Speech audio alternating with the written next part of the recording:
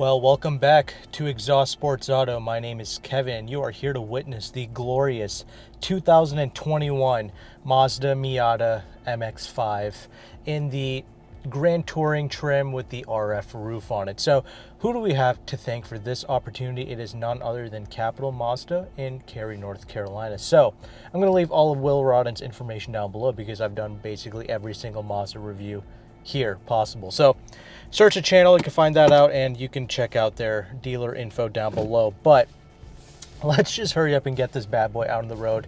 And here's the thing though, I've actually done a 2019 review. I even got a 2019 press car, a Miata press car from Mazda themselves. So I've done multiple reviews on the Mazda already, and 2019 was obviously the big year for the Miata because, well, that's when I got like the whole power bump to now make, 181 horsepower and 151 pounds-feet of torque, and that has not changed for the 2020 or 2021 model years. But surprisingly though, I've only driven the Miata in the manual, and yes, of course, that's the one to get. It is actually my most favorite manual gearbox that I have ever tested, basically, aside from the Tremec manuals and some of the higher horsepower kind of muscle car vehicles, right? But why am I testing out this 6-speed auto? And that's because, well, some people just physically can't drive a manual, either because they never learned, but more importantly, some people physically can't drive a manual transmission, but they want to they yearn to drive a vehicle like this, like the Miata. They want to know what the hype is about. I'm here to see if the automatic can deliver that special charm that the Miata has always been known for. And it was sad because when I did my 2019 kind of comparison between the soft top and the RF, a gentleman was like, I live in Los Angeles and, I'm worried about the traffic in my area. So I was thinking about getting the auto, but I was afraid of what, car enthusiasts would say about me if I got a automatic Miata. And I was just like, man, that was just so sad for me to hear that, because the thing with car enthusiasts is they don't even buy any of these vehicles. That's the sad part. Yet they criticize people who do buy them for their choices. It's just the saddest thing ever. Well, let's see here. Let's get this bad boy out on the road here. Kind of put it through its little paces.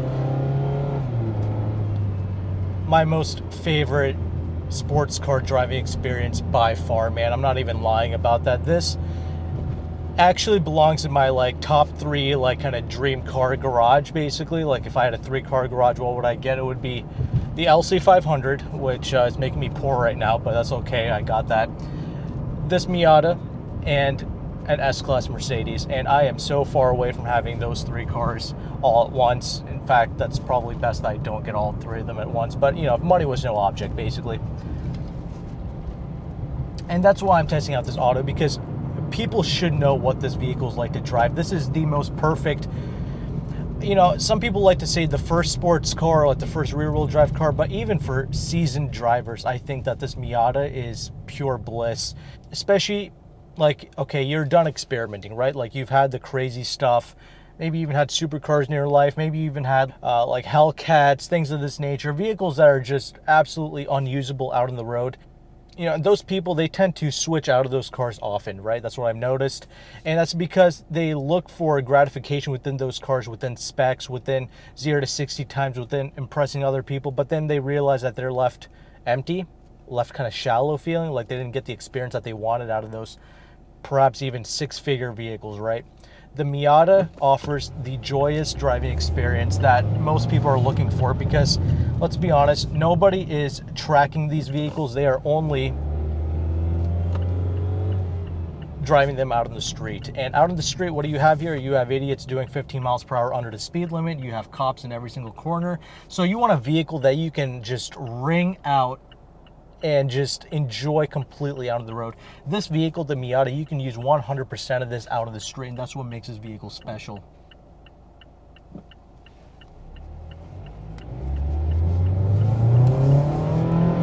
And this is obviously rear-wheel drive, so when you make the rear end go loose, it is glorious. You can easily get it back. Any amateur driver can enjoy this vehicle. It doesn't matter your driver's skill, basically, with this vehicle. You can be a total amateur like myself, or you can be a complete pro driver and find complete and utter bliss in this vehicle.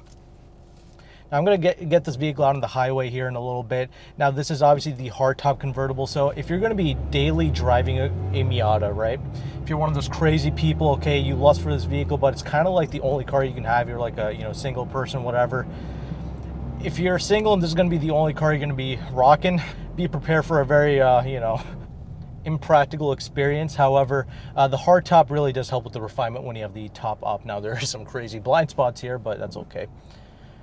The other thing, though, is there a huge difference in speed between the soft top and the hard top? No, not really. They feel identical in terms of pulling power. It's great. I actually have not driven like a 2018 or before Miata, an ND Miata, because so I don't really know the difference in power between like 151 horsepower one and this, but in a vehicle that only weighs like 2,400 pounds, this 180 horsepower, the extra 27 horsepower gain and 3 pounds-feet of torque, it does, you know, anything you can squeeze out of this vehicle is going to be a big difference.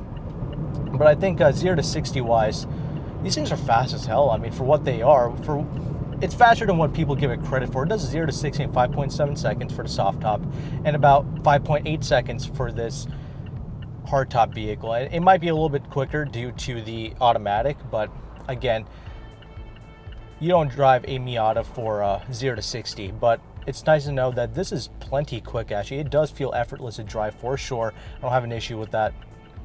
But whatever you get, manual, auto, I mean, it doesn't matter. Just get the damn thing. And I hope, you know, Mazda hardly sells these vehicles at all. I mean, everybody asks for enthusiast vehicles, manual transmissions, but when it comes time to put your money where your mouth is, nobody ever buys them. But CX-5 Mazdas, they sell them in the truckloads apparently, so there's that.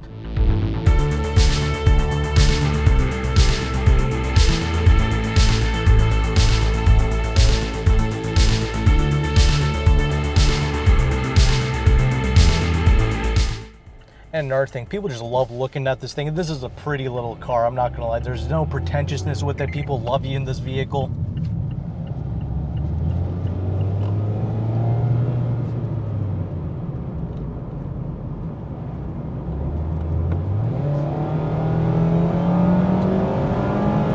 Let's see here.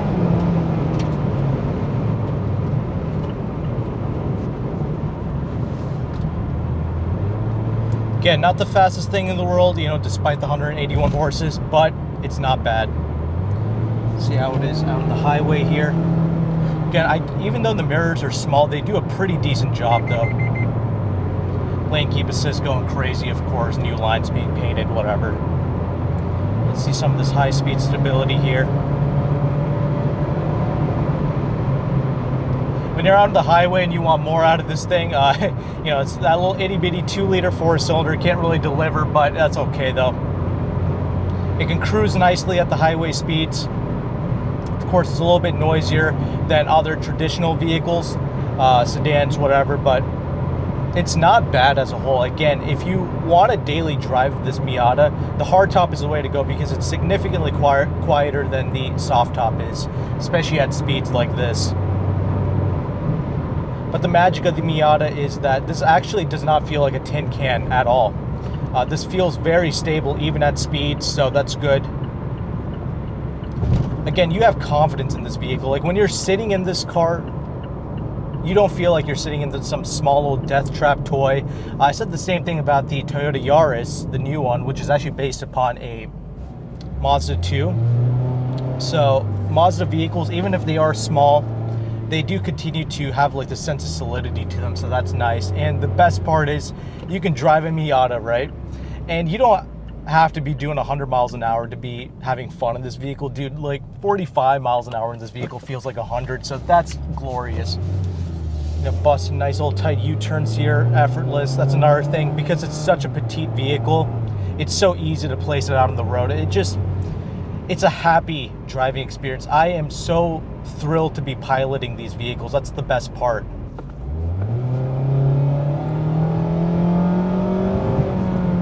Let's see here, you can kind of kick it into the sport mode here. You have some paddles to play with as well. Actually reacts pretty well. There's a little bit of that body roll in this vehicle, but that actually makes it predictable and kind of fun to drive actually. You know, you can kind of really feel what every inch of this vehicle is doing. The communication is incredible.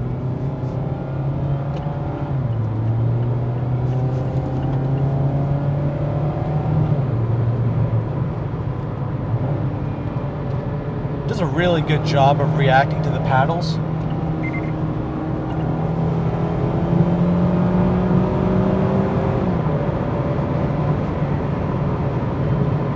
Yeah, not bad at all. Paddles work great as well, and like it really does rev match the downshifts, and I absolutely love these 6-speed autos. You know, Mazda's 6-speed auto does a great job complementing their engines basically, so I do appreciate that.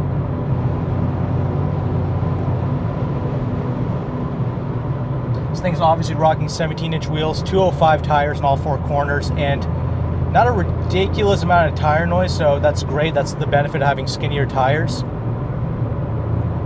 Vehicle never feels like it's swaying about or anything like that.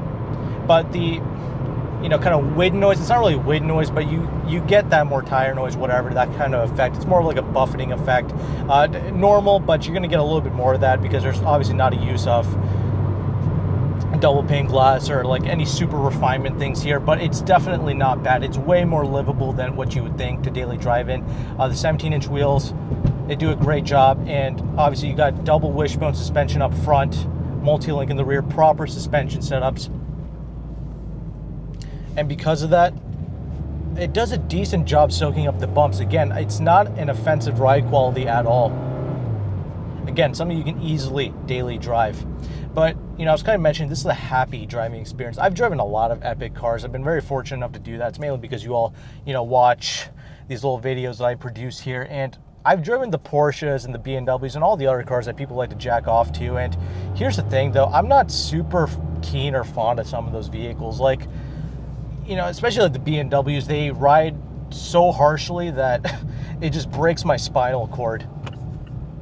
And Porsches, they do a little bit of a better job. However, they're such serious cars, and they do their thing. They put down great lap times, great specs, all this stuff. They're prestigious vehicles. However, I'm never really smiling in those cars. Like the Miata, it's always 100% smiles, man. And that's what makes these vehicles fun.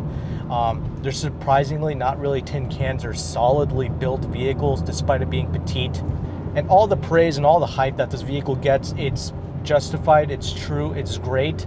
However, the Miata deserves more credit for being a surprisingly solid and well-built vehicle. I'll talk more about that in the interior segment, but yeah, you know, I've driven the Boxsters, the Caymans, things like this, and I don't think there's been a single M car that I actually truly enjoy driving at all.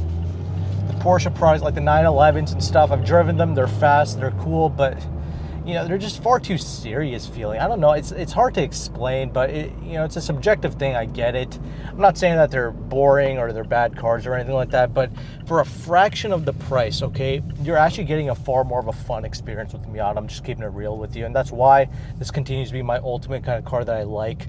And the 6-speed auto, fortunately, you can still have a ton of fun with this vehicle if you live in a place where you have a lot of traffic or something like that. The automatic does a great job. The paddle shifters work phenomenally well. I'm glad that they tuned that extremely well, so that's good. Get the auto if you think you need it or you just physically can't drive the manual, but of course, I mean, getting the manual, that is the full bliss experience. It's the best manual transmission, one of the best I've ever driven. So easy, so effortless, and it really adds to this experience, man. Like the seating position, it's just perfect, even though you can't really adjust the height of it. You know, the way it is now, I'm 5'11", it's perfect for me. You know, you got these nice big bulges right there on the hood there. It's just great to point this vehicle, and again, like I mentioned, when you sit in this vehicle, it feels just right. I mean, it's a nice, tight cabin space that just kind of wraps around you, and I do like that a lot. Now, the biggest cons with this vehicle is obviously the practicality. I mean, come on, you knew that. I mean, if you're the type of person who's going to ask me, hey, bro, like, I got 3 kids, like, can I make the Miata work as my only car? First of all, if you had to ask that question, I mean, you probably shouldn't have 3 kids. I'm just saying. But no, it's not a practical vehicle. I get it. You want to make it work because it's such an epic driving experience. The hardtop can't help with that, so that's good. And really, the only other con is, unfortunately, tall people can't experience this vehicle because it's such a petite vehicle, because it's so constricted. You know, my friend who's 6'2", and he's a skinny build, actually. He actually can't drive the Miata. He doesn't even fit inside the Miata. I'm 5'11", he's 6'2". He can't make it work. It's the most unfortunate thing ever. And some people, even if you can fit, maybe if you want to drive it with like a helmet on, you probably can't make that work either. So that's what sucks. But again, the Miata is best used as a street car where you can just really milk everything out of it. You know, you can use 100% of this motor, and it's really, you know, a good amount of power for the street. It feels effortless in city driving, and out of the highway, I mean, you get up to 80 miles an hour. That's really about all you need in the United States anyway, so that's good there. But you can kind of turn in hard. You can kind of feel the rear end kind of get looser. And that's the other thing. If you go for the soft top, the rear end it continues to be a little bit loose, actually, because there's less weight in the back. And another thing with the soft top is the soft top with the top down actually feels a little bit stable, a little bit quieter, actually. So, I don't know, there's like a little bit more buffeting effect, I guess, when you have the RF roof down. But when you have the RF roof up, it's a way better experience.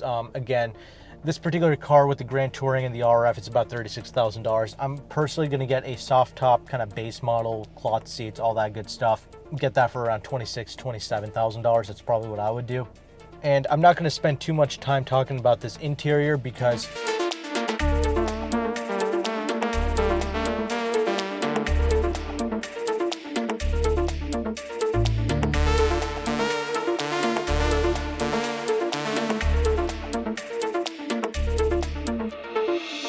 well, I've covered it like 2 or 3 times already in the 2019 reviews, and it continues to remain the same here. Still got the older infotainment screen, and that's totally fine, totally acceptable. I still like using the screen, but they made Apple CarPlay and Android Auto completely standard across the board, base model, everything.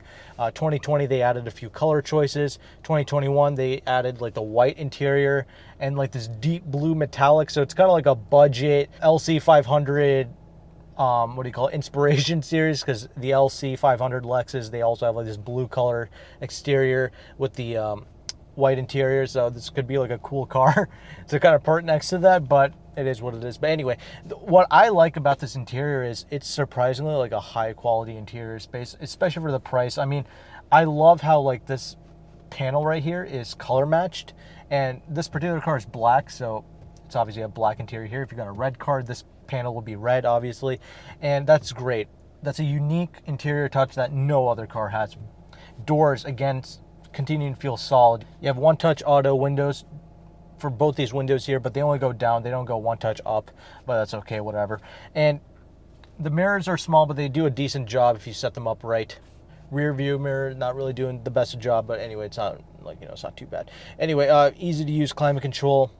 No glove box, unfortunately, but you have a little like space back here actually, and it's rather easy to get to, so you know, it's okay. You're not really missing out on the glove box here, but the cup holder situation kind of sucks. It's not really the best, and there's like this hump like at the bottom here for the passenger. I don't really remember if that was there or not, but it's there, and it makes an already constricted cabin space even more constricted, so it's not really a fun place for a passenger. It's best to put like a slightly shorter dame in the passenger seat. You got heated seats actually for this model, and these are the leather seats. They're great, but you know, obviously the cloth seats will do. It's best to buy this Miata, you know, as cheaply as possible. That's just my opinion. And it's got the Bose audio system, and it doesn't sound bad. It's not the best audio system in the world. It's not like the Mazda 3 Bose, but it's definitely not bad. You have the speakers kind of implemented into the seats right here, so that's kind of cool. But it's a way better, you know, sound system than what most sports cars will come with. Again, this cabin space is one of the best for a small sports car, especially for the price. I'm so impressed with this interior space. This deserves more praise, actually. Steering wheel continues to feel great. It's it could have been a little bit smaller, but it's not bad the way it is. And again, these small little plastic paddle shifters, they do a great job as well. And finally, conclusions. Another thing that makes this vehicle great. It's Japanese, hyper reliable. That's not an issue. And then you also have the incredible fuel economy, like 25 city, 36 or something like that on the highway, something crazy like that. And that is just fantastic. It just makes so much sense as like a second or third car for you. And there's no upkeep with it. It's not like owning a Ferrari. I mean, it's just, there's no headaches with it. The driving experience is bliss. The dynamics is fantastic. Steering feel, everything. I mean, it's just so good, and it just feels right, and it makes you happy. Some of these six-figure cars, man, they don't really make me happy. The LC500 Lexus is one of the few expensive cars that makes me happy. I like the S-Class Mercedes as well. Again, but that's obviously not a sports car, but I'm just saying. These are the few kind of expensive cars that I found to be like worth the price tag. Otherwise, man, as far as practical, affordable sports cars go, I got to give to the Miata and then like the now being discontinued Camaro with the V8 NPP exhaust, Tremec manual. That's pretty epic, but again, that's more of a muscle-ish experience. This is like that light, petite experience and just not replicated by any other car. You do have the Toyota 86 that did get a redesign. That's pretty cool. I really want to check that out. But 86, the motor doesn't sound as good as this. Like, this little four-cylinder sounds surprisingly pretty good. You know, it's a good one, actually. You know, Hondas do a great job with their four cylinders, but this Mazda 2-liter is phenomenal as well. So those are some of the reasons why I like it. Again, I mentioned the obvious cons here. The biggest one for me is, you know, taller individuals just can't experience this incredible machine. That's the biggest drawback to this vehicle, but it's by design. It is what it is. Porsche does a good job making their sports cars accessible to taller passengers. So maybe that's something that they can look into, but it is what it is. I think it's perfect the way it is, and don't worry about the auto. It's a good one. Get it if you need to. So thank you to Capital Mazda, and thank you for watching. Take care, and goodbye.